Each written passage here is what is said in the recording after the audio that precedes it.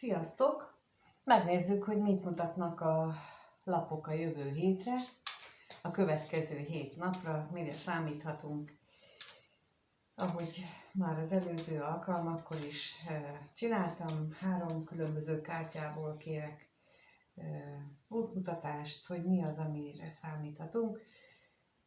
Kezdem is, minden egyéb nélkül lássuk a hét első napjára.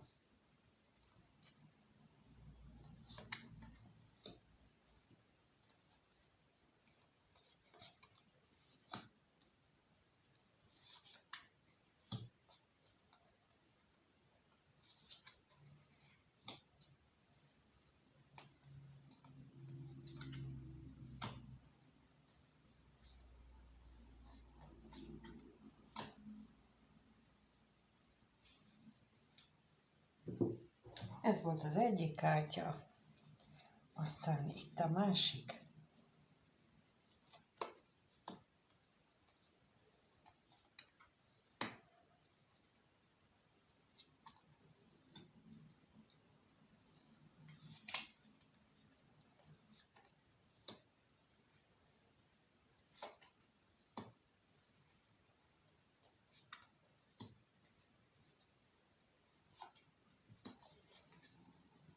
És aztán következik a harmadik, ami viszont a angyali üzenetek, úgyhogy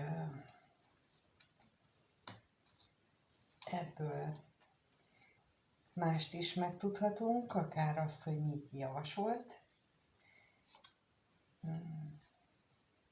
megfontolni, hogy mit tegyünk, hogy tegyünk.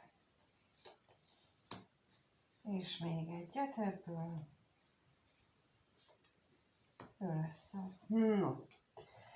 Akkor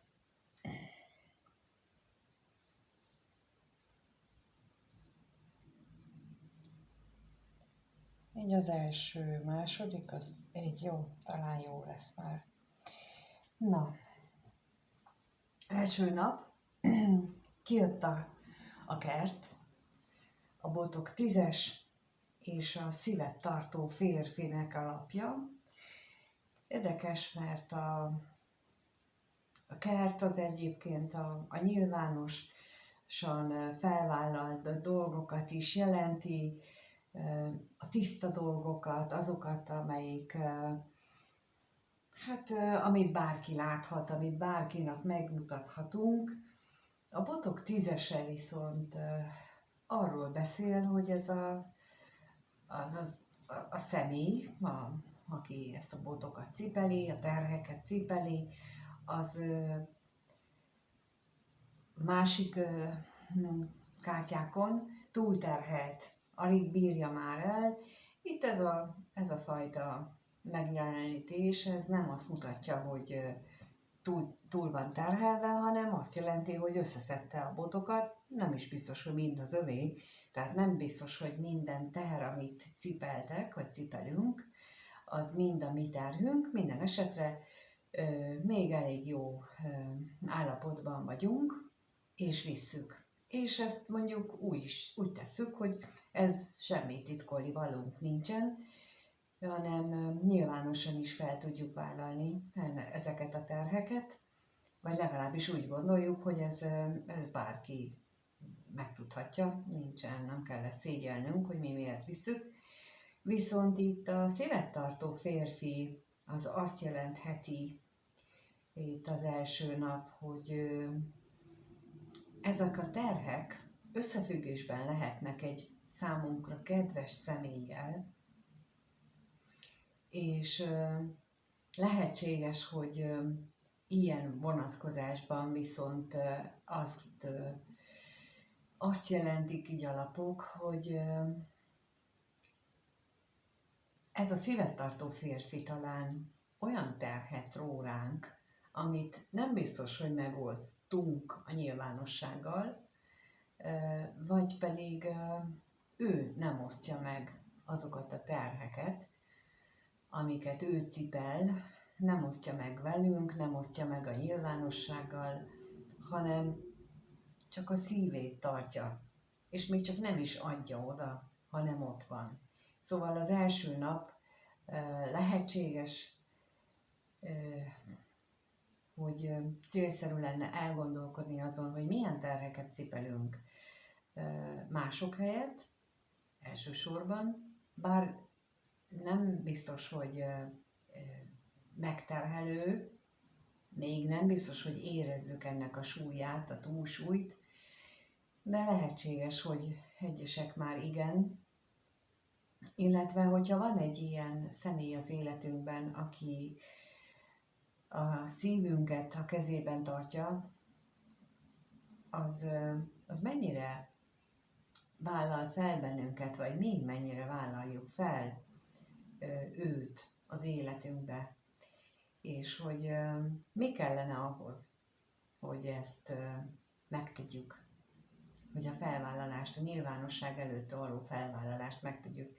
Szóval, hogy mi kellene ehhez, úgyhogy az első napra inkább egy ilyen elmélkedést javasolnak a lapok, hogy a terheinkkel és a szeretteinkkel összefüggésben érdemes elgondolkodni, hogy milyen összefüggések lehetnek. A második napra kijött a kocka, a kardok lovagja és az elsétálás lapja. Ez is egy 9-es szám, mint ahogy az első napi, tehát a 27 is egy 9-es, ott is a 45-ös egy 9-es. Mind a kettő azt jelenti, hogy valaminek a befejezését javasolják, tehát valaminek a lezárását javasolják a lapok. Érdemes ilyen szempontból végig gondolni a dolgokat. Itt a második nap az, hogy elsétálni olyan dolgoktól, ami már nem szolgálja az érdekünket. Nem kell bezárni magunk után a kaput, itt azt mutatják a lapok, hogyha elsétálunk, akkor sem kell felégetni minden hidat, hanem egyszerűen csak kikérni magunknak azt, ami nekünk jár, megtalálni a saját önérzetünket, megtalálni azt, hogy mi milyen értékesek vagyunk, és ahol nem kapjuk meg, ott el kellene sétálni. És tulajdonképpen erről szól az előző 2 lap is, mert azt mondja a 2 kocka, hogy változnak a dolgok, méghozzá úgy változhatnak a dolgok, hogy a kardok lovagjával felismerünk helyzeteket, ráébredünk helyzeteknek a jelentőségére, és ez a ráébredés során juthatunk arra a következtetésre, illetve tanácsolják a lapok azt a következtetést, hogyha olyan felismerésünk van, hogy nem tudunk rajta változtatni, hogy már jó ideje ott van az életünkben az a helyzet, ami számunkra kellemetlen, ahol nem értékelnék a mi szépségünket, tisztaságunkat, a fényességünket, az őszintességünket, akkor mondjuk azt, hogy köszönjük, most keresünk valaki olyat, aki ezt jobban értékeli, és azt gondolom, hogy ez így megint így harmóniában van azzal, hogyha ezt így képesek vagyunk megtenni, akkor a szerencsénk is jobb irányba fog változni, tehát hogy pozitív irányba fog változni, mert a kockával dobhatunk ám 2 hatost, meg 2 egyest is, de mindenféle mást is, tehát nem garantált az, hogy csak jó dolog fog történni, bármi történhet, ez pedig függ attól is, hogy mi szembenézünk-e a kardok lovagja energiájával, aki mindent reálisan, logikusan néz, de nem sokat időzik, tehát nem elmélkedik rajta, nem agyalja túl a dolgokat, hanem egyszerűen csak bevillanást, enged a bevillanásoknak, és akkor utána megy is tovább, és nézi a következőt. Ez azt is jelenti, hogy ő nem egy ilyen ácsorgó valaki, hanem azt mondja, hogy ja, hogy itt engem már tényleg nem értékelnek, akkor köszi, megyek tovább. Szóval, hogy így ez eredményezheti azt, hogy tényleg pozitív irányba fordulnak a dolgok. A harmadik napra kijöttek a bagyok, aztán a nagy arkánumként a violonszekér, és a hatos csakra Metatron arkangyallal.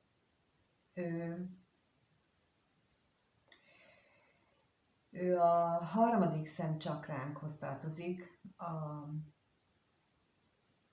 az intuíció, a megérzések, a belső hangok felismerését jelzi, vagyis tartozik a hatos csakrához, és Metatron arkangyal is arról beszél, hogy figyeljünk befelé. A harmadik szemcsakra az itt láthatjátok, itt a két szem között, a homlokon, az orrvonala meghosszabbításaként, ott úgy lehet érzékelni néha, hogyha főleg amikor így fejleszti az ember, vagy tágítja, vagy működésbe lép, én azt szoktam érzékelni, hogy úgy bizsereg, ha lefekszel meditálni, és a meditálást itt most azt jelenti, hogy csöndben, teljes csöndben leülsz, vagy lefekszel, akkor is figyelsz, mondjuk figyeled a napvonat csakrádra, fókuszálsz, és ott levegőt kibe, tehát a légzésre koncentrálsz, de úgy, hogy a figyelmedet a napvonat csakrádra fókuszálod, és akkor egyszer csak megérzed azt, hogy bizsereg itt a harmadik szemcsakrád, olyan, mintha így elkezdene zsibbadni, vagy ilyen, mintha pici kis, akármilyen rezgések, remegések futnának benne, az azt jelenti, hogy olyankor elkezd dolgozni, úgymond a kapcsolódással, tehát a felső énnel, vagy a felső energiákkal. Érdemes erre egy kis figyelmet szentelni, mert hogy akkor utána ezt már jobban észreveszed, könnyebben észreveszed. Ez azt jelenti, hogy akkor ezen erősödik a belső intuíciód, és azért tudod jobban észrevenni. És a bagyok pedig azt akarják kihangsúlyozni, hogy itt azért fontos lesz majd a bölcsesség is, az a bölcsesség, amit így az intuíción keresztül megtapasztalsz, és ez a bölcsesség fog neked erőt adni ahhoz, hogy tudd, hogy merre indítsd el az életed szekerét, hogy hogyan irányítsd a lovakat, hogy melyik irányba menjenek, hogy ne kétfelé húzzanak, hanem egy irányba tartsanak, és ebben lesz nagy szerepe így a harmadik szemnek, és mivel a bagyok jöttek ki, és nem a madarak, ezért én azt mondom, hogy ügyesen és bölcsen fogod majd ezt az információt felhasználni, amit így megkapsz. Úgyhogy a harmadik napnak a nagy lehetősége ez, hogy tudatosan készülj a harmadik szem csakráddal való munkára, tudatosan készülj a Metatron arkangyallal való közös energiamunkára. Bárki megteheti, mindenkinek lehetősége van rá, nem csak a különleges képességekkel rendelkezők, hiszen mindenkiben ott van ez az energia, csak legfeljebb nem tudatosult még benne. Úgyhogy rajta próbáljátok ki, és szívesen olvasom, hogyha megírjátok, hogy sikerült-e vagy sem. Jó, a negyedik napon a könyv jött ki, az érmék hatos és a győzelem napja. A győzelem, hát azt ugye nem kell nagyon magyarázni, de az is egy hatos nap egyébként, bár itt a szám szerint 28-as, tehát az egyesre jön, ha redukálom, de a győzelem a botok hatos a taróban, és nagyon érdekes, ahogyan így a számok is összhangban vannak. A könyv lapja pedig, vagyis az pedig a bölcsességet, a tudást, illetve nem azt a bölcsességet, mint a bagyok, hanem a tudás bölcsességét jelenti. Az érmék hatosával pedig, hogy hogyan használjuk fel ezt a tudást, ez a nem mindegy, viszont mivel a győzelem jött ki, ezért a negyedik napon érdemes tudásunkra hallgatva, ugye itt az intuíció volt a harmadik napon, amire érdemes figyelni, a negyedik napon pedig a tudásunkat érdemes előtérbe helyezni, és azzal zsonglőrködni, hogy hogyan használjuk fel az anyagi világban ezt a tudást. És itt kifejezetten az anyagi világról érzem, hogy itt most az a fontos a negyedik napon, a harmadik napon inkább a lélekfejlődésről, a negyedik napon pedig az anyagi világbeli tudásunkat kell majd, vagy lesz majd tesztelve. És egyes esetekben arról is szó lehet itten, hogy hát többen szeretnének részesedni ebből a tudásból, többen szeretnének befektetett energia nélkül mondjuk így kapni ebből a tudásból, de itt a mérlegelés, az okos osztás, az okos elosztásnak a figyelembevétele javasolt ezen a napon, a negyedik napon ahhoz, hogy végül győzelem legyen a végén, tehát hogy ne érezze senki magát kirekesztve, megfosztva, hanem mindenki úgy élje meg, hogy ő jól járt, beleértve téged magadat is. Tehát, hogy így azt kell itt egyensúlyozni, vagyis harmonizálni, hogy mindenkinek tudjál adni abból benned lévő képességekből, benned lévő értékekből, de neked is maradjon, és mindenki győztesnek élje meg ezt a helyzetet, ez a win-win helyzet, ahogy szokták mondani, tehát mindenki úgy élje meg, hogy fú, ez jó volt. Tehát itt a negyedik napnak ez lesz a kihívása, hogy az világi tudásodat úgy használt fel az aznapi problémák megoldásában, hogy mindenki jól járjon, beleértve téged magadat is. És ez lesz a kulcs. Jó, azt az 5. napra kijött a horgony, a végítélet, és az 5-ös csakra Gabriel arkangyallal, az 5-ös csakra ugye a torok csakra, ahol a kommunikáció zajlik, Gabriel arkangyal a kommunikációért felelős, vagy hát felelős, nem tudom, szóval ő azt támogatja, a kommunikációt támogatja, hogy mindig megfelelő módon tudjunk kommunikálni. Nekem ő a segítőm, mikor családi karmaoldást csinálok, ő az én vezetőm, akire rábízom magam, és ő abban a térben vezet engem, amit van, aki Akasa krónikának hív. De a lényeg az, hogy ott van minden tudás a múltról, jelenről és a jövőről is, és ő az, aki ott, aki igazgatja a dolgokat, és közli velem, hogy mi az, amit ő találott egyes embereknél, amit feloldásra javasol.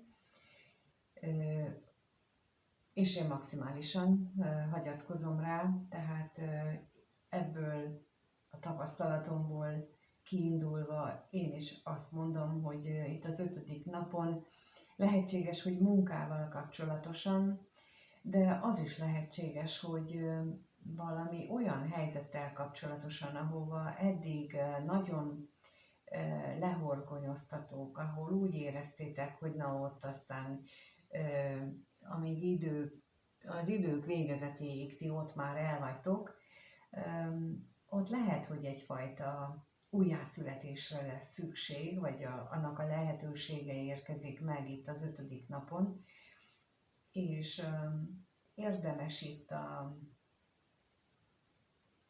a kommunikációra figyelni, hogy kitől és milyen kommunikációt kaptok, vagy ti hogyan kommunikáltok, mert itt előfordulhat, hogy amikor az ember ilyen új energiát, mint az újjászületés, tehát a végítélet lapja, az tulajdonképpen a feltámadás lapja is.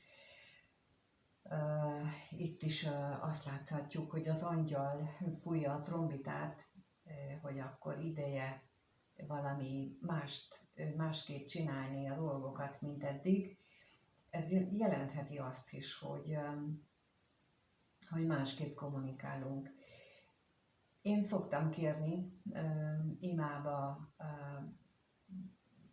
akár Gabriel arkangyalhoz is imádkozva, hogy segítsen, hogy a célnak lehető legmegfelelőbben tudjam kommunikálni, akár egy tárgyalás előtt, akár bármi.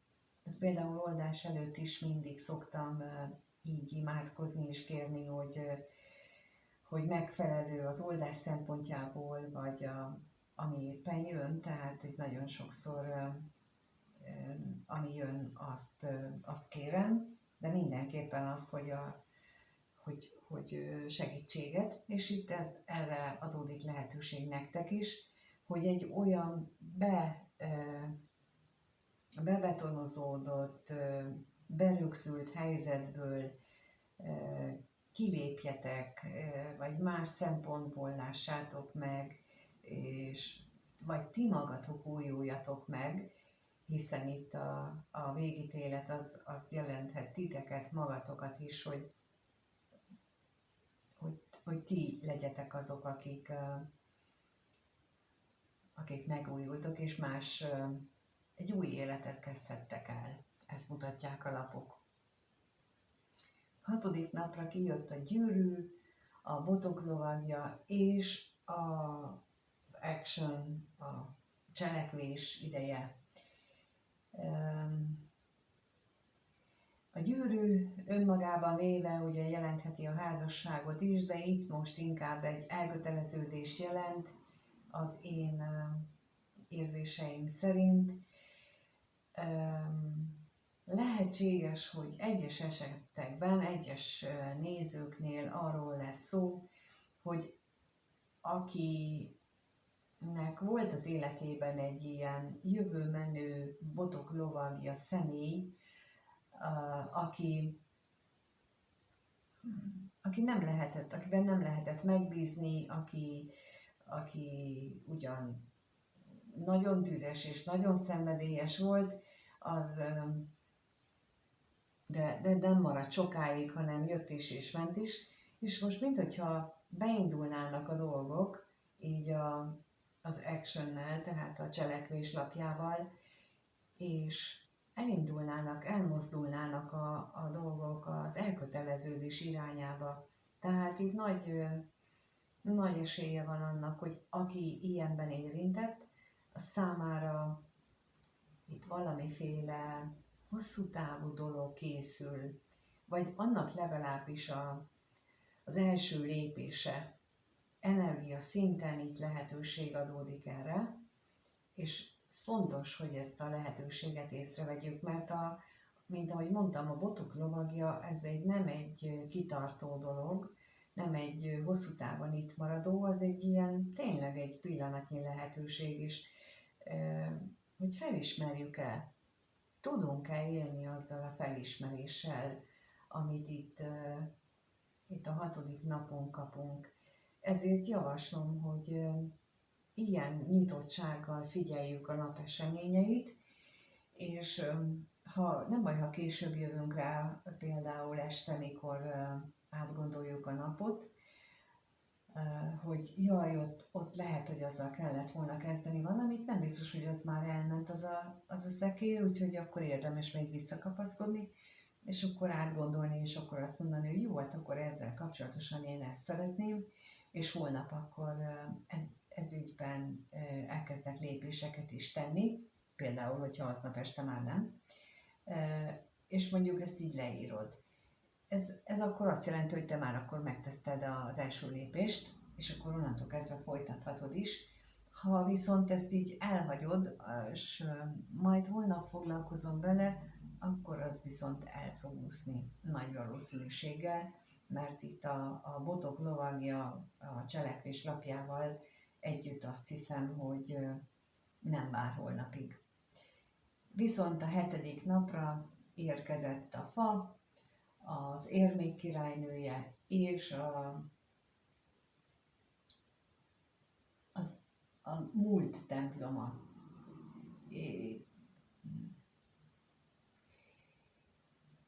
Érdekes ez a templom, ahogyan ki van világítva, az ragadta meg most a figyelmemet, hasonlóan a fához.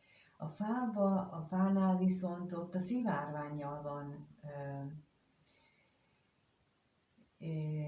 és az élet fájának a szimbólumát mutatják, bár itt ugye a fa a Lenormandban nem biztos, hogy azt jelenti, nem biztos, hogy az életfáját, sokkal inkább az egészséget szokta jelenteni, de itt most ezzel a templom lapjával úgy gondolom, hogy és az érmék királynőjével úgy gondolom, hogy az egészségben, a családi stabilitásban történik valami olyan, ami megnyugvást hozhat. Hosszú távra hozhatja ezt a megnyugvást, és tulajdonképpen így stabilizálhatja az életet. Ugye itt arról volt szó, hogy egy hosszú távú elköteleződésre nyílik lehetőség, és itt a 7. napon pedig minthogyha ennek a folytatásaként jelenne meg az, hogy itt lehetőség adódik ennek a megélésére. Én azt hiszem, hogy itt az érmék királynője a kulcs, az, hogy mennyire bánunk majd az értékekkel, megbízhatóan, kiszámíthatóan, stabilan, tehát nem ilyen hebemódján, hogy jaj, jött bevétel, akkor mindjárt el is költöm, hanem jött bevétel, akkor megtartom későbbre, majd amikor a többi is megérkezik, akkor majd gondolkodom róla, tehát hogy itt tanulva a múltnak az eseményeiből, itt egy kicsit jobb megfontolásra bíztatnak a lapok, így az érmék királynőjével, és akkor nem fog elmaradni az eredmény sem, mert a fának a szimbóluma az azt mutatja, hogy tényleg stabilizálódhatnak a dolgok az életünkben, ha mi is hozzátesszük a részünket. Gyakran lehet ilyen gondolat, hogy miért mondjuk azt, hogy mi is hozzátesszük a részünket, mert a dolgok, az én tapasztalatom szerint maguktól nem fognak megváltozni, mindig kell, és mindig hozunk is döntéseket, legfeljebb nem tudatosodik bennünk. De például mondok egy példát, amikor kimegyünk a kapun, és akkor csak elhagyjuk a házat, akkor szinte mindenkinek van lehetősége arra, hogy meghatározza, hogy jobbra vagy balra menjen, vagy ha nem is közvetlenül a kapunál, hanem az utcasaroknál eldöntheti, hogy teszik-kerülőt, vagy a legrövidebb úton haladjon, vagy bármi ilyen ilyen apró döntés, például, hogy látja, hogy a megszokott útvonalán ott most árkotásnak, és akkor arrébb megy, vagy hogy kint van egy kutya, és ezért másik útvonalat választ, vagy választja, hogy akkor szembesíti, vagy mégis csak arra megy, mert ő nem fél a kutyától, és mindegyiknek lesznek, vagy lehetnek olyan következményei, aminek a hatását majd később érezzük, és itt én erre érzek figyelmeztetést, hogy mindig a döntéseink eredményét éljük meg, és ezért itt az érmék királynője arra hívja fel a figyelmünket, hogy fontoljunk meg mindent, és úgy cselekedjünk, ahhoz, hogyha szeretnénk, hogy stabil, kiszámítható jövőt tudjunk élni, ehhez mindenképp az szükséges, hogy tudatában legyünk a tetteinknek, és ne csak úgy reflexből cselekedjünk, hanem ésszel, odafigyelve. Itt kifejezetten ezen a napon megint a logikus énünkre, a gondolatainkra akarják felhívni a figyelmet, hogy ott azzal dolgozzunk azon a napon, a 7. napon. Köszönöm szépen, hogyha itt voltatok. Köszönöm, hogy ha megírjátok ezt, hogy mit gondoltok így az intuícióról, szoktatok-e például segítséget kérni Gabriel arkangyaltól, vagy bármelyik arkangyaltól, vagy bármelyik angyaltól, hogy amikor nem tudjátok, hogy mit mondjatok, akkor segíthet. Ez nagyon-nagyon hasznos tud lenni, mint ahogy a Metatron arkangyal is nagyon hasznosan tud segíteni abban, hogyha hozzáfordultok, hogyha van valami kérdésetek, akkor hogy az intuíciótokhoz tudtok fordulni, azt, hogy szeretném, hogyha jobban érzékelném az intuíciómat. Ezt is tudjátok kérni, hogy mostan valahogyan erősebben érzékeljétek. Tehát, hogy így lehet ezeket fejleszteni, és csak ennyi, hogy kérjük a támogatást és az égiek.